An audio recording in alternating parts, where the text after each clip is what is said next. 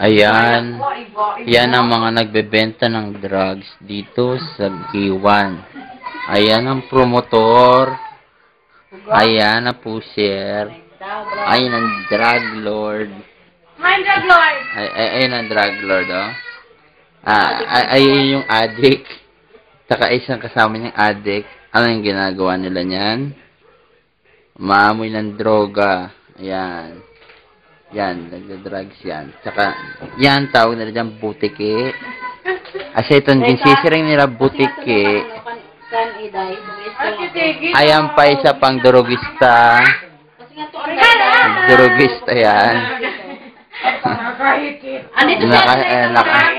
Nakahit-hit daw siya. Ayan, nakahit-hit yung mga yan. Ako nga na, ini. Ayan,